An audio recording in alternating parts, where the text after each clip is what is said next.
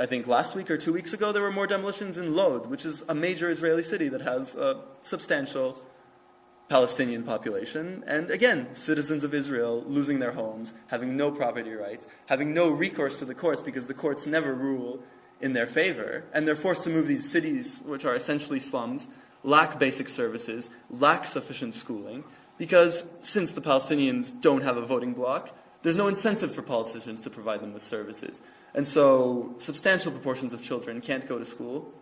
And this is the reason that the word apartheid is used in connection with Israel. Because even within the administrative division of Israel, even among Israeli citizens, Arabs or Palestinians simply have different rights.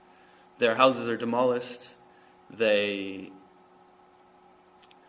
have... It's the way they're treated by the legal system is how I want to phrase that, where this village is in court right now with all their documents, with a British aerial survey from the 1930s showing their houses on this land. But no one's pretending it's going to get them anywhere, because quite simply, the system is designed to make it so that it is illegal to maintain your lifestyle as a Palestinian. This demolition was a legal demolition under Israeli law. I mean, there's not really any way around that. The problem is that the law itself is structured in a way that things that we would consider the basics of life become criminalized if you're a Palestinian. And this leads to a criminalization of essentially a whole nation, not only within what we would call the West Bank or Gaza, but also, in Israel proper. And so, just to talk briefly about why I've decided to work in Israel, it's, for me, it really is very fundamentally a human rights issue.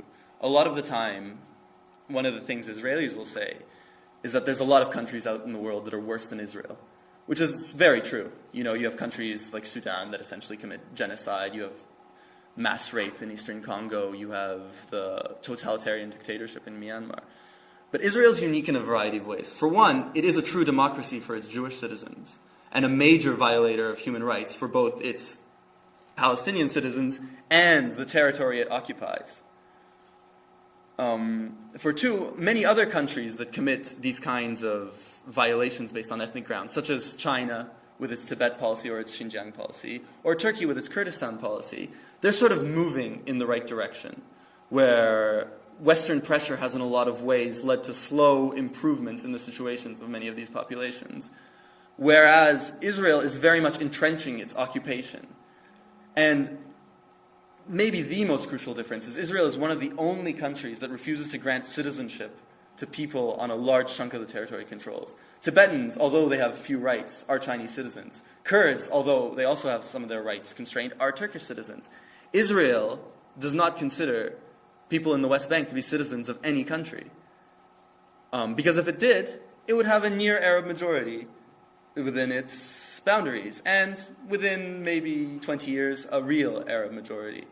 And so it's this dichotomy between the Jewish democracy in Israel and these very authoritarian, very sort of criminal policies in the West Bank and Gaza that, have led me to be out there and to really appreciate the plight of the Palestinians and to consider it a issue worth working on in terms of international justice and just simple human morality.